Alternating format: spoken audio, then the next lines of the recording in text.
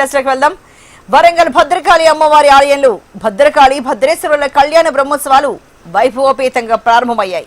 ఈ ఉత్సవాలు నేటి నుంచి ఈ నెల 30వ తేదీ వరకు జరగబోతున్నాయి. ఇవాళ అక్షయ తృతీయ కావడంతో అమ్మవారిని దర్శించుకోవడానికి భక్తులు పెద్ద ఎత్తున తరలివచ్చారు. దీనిపై మరింత సమాచారాన్ని మా ప్రతినిధి నరేందర్ అందిస్తారు.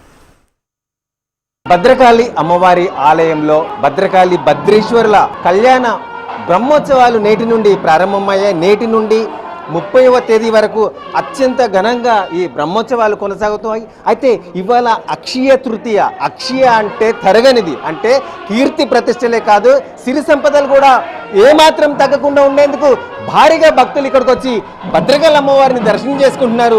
ఎంతో వైభవంగా ఆ అమ్మవారిని దర్శనం చేసుకుంటే ఇంకా అక్షయ నాడు అక్షయ తృతీయలాగా జీవితం ఉంటుందని చెప్పేసి వీరందరి విశ్వాసంతో ఇక్కడ దర్శనం చేసుకున్న పరిస్థితి. ఇక్కడ మనతో ప్రధాన అర్చకులు ఉన్నారు, ఆయన అడిగి తెలుసుకుందాం. అయ్యా చెప్పండి, ఇలా ప్రత్యేకత ఏంటి? ఇలా భారీగా భక్తులు ఇక్కడ వచ్చి మరి దర్శనం చేసుకుంటున్నారు, అలాగే ఈ బ్రహ్మోత్సవాల ప్రత్యేకత ఏంటి? భద్రకాళీ శరణం మమ.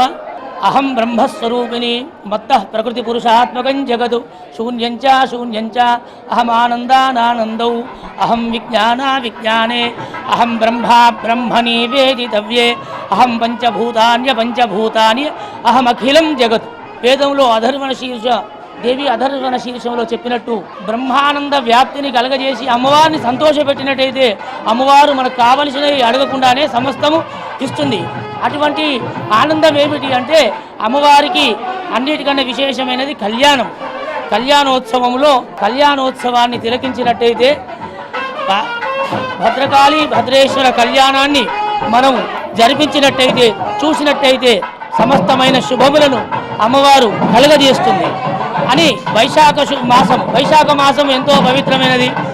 ఆదిశంకర భగవత్పాదులు ఈ మాసంలోనే జన్మించినారు. శంకర జయంతి అంటారు, అలాగే నృసింహ జయంతి, అలాగే ఆంజనేయ స్వామి వారు కూడా ఈ మాసంలోనే పుట్టినారు. ఇటువంటి వైశాఖ మాస విధియ నుంచి 10 రోజుల పాటు భద్రకాళి భద్రేశ్వర కళ్యాణము మన వరంగల్లో భద్రకాళి అమ్మవారి దేవాలయంలో వైభవంగా జరుగుతాయి. ఈనాడు మొదటి రోజు అమ్మవారి యొక్క అంకురార్పణతో ప్రారంభమవుతుంది. ఈ నెల కూడా అక్షయ తృతీయ, పంచమి అంటారు, అలాగే సప్తమి, అన్ని తిథులు కూడా విశేషంగా వస్తాయి వైశాఖ మాసంలో. కాబట్టి 10 రోజులు విశేషమే. ఈ 10 రోజులలో అమ్మవారిని ప్రత్యక్షంగా కానీ పరోక్షంగా కానీ దర్శించి 22 నాడు ముఖ్యమైన విశేషము ఆనాడు భద్రకాళి భద్రేశ్వర కళ్యాణ మహోత్సవం. అటువంటి కళ్యాణాన్ని మీరు 516 రూపాయలు కట్టి రసీదు స్వీకరించి మీ గోత్రనామాదులను నమోదు చేయించుకొని జగత్ కళ్యాణం వారి కళ్యాణంలో పాల్గొన్నట్టు అవుతుంది. కాబట్టి ఈ 10 రోజులు సంవత్సరంలో ఎంత విశేషమో ఈ 10 రోజులు ఇంకా విశేషమైనవి. చూసిన 10 రోజులు ఈ సంవత్సరాంతం కూడా పూజించినంత విశేషం ఉంటుందని చెప్తా ఉన్నారు. ఇంతటి విశేష దినమైన అమ్మవారి బ్రహ్మోత్సవాలు, కళ్యాణ బ్రహ్మోత్సవాల్లో పాల్గొనేందుకు వచ్చిన భక్తులు అమ్మవారి నామస్మరణ చేస్తూ తరించిపోతున్నారు. మనతో ఇక్కడ భక్తులు కూడా ఉన్నారు, వారిని అడిగి తెలుసుకున్నాం. చెప్పండి, ఇలా ప్రత్యేకత ఏంటి? అమ్మవారిని దర్శనం చేసుకోవడానికి వచ్చారు. ఈరోజు వరంగల్ నగరంలోని సుప్రసిద్ధ భద్రకాళి అమ్మవారిని వేల కొలది భక్తులు దర్శించుకోవడం జరుగుతుంది. ఇందుకు గల ప్రత్యేకత ఏమిటంటే ఈరోజు భద్రకాళి భద్రేశ్వరుల యొక్క కళ్యాణ మహోత్సవమే కాకుండా ఈరోజు అక్షయ తృతీయ కార్యక్రమం కూడా ఉన్నందున చాలామంది భక్తులు ఈరోజు భద్రకాళి అమ్మవారిని దర్శించుకోవడం జరుగుతుంది. అక్షయ తృతీయ అంటే మనకు ఒక కేవలము డబ్బు సంపాదించడమే ముఖ్యం కాకుండా ప్రశాంతత, అమ్మవారిని దర్శించుకున్నట్లయితే ప్రశాంతత, ప్రసిద్ధి ఈ విధంగా ఎన్నో రకాలుగా చేకూరుతాయనేది భక్తుల యొక్క ఉద్దేశం.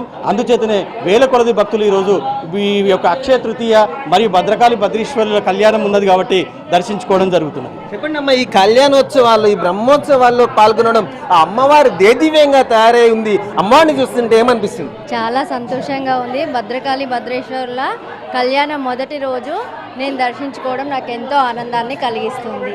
ఎంతో మంది భక్తులు కూడా వాళ్ళు వచ్చి దర్శనం చేసుకుంటూ ఉన్నారు.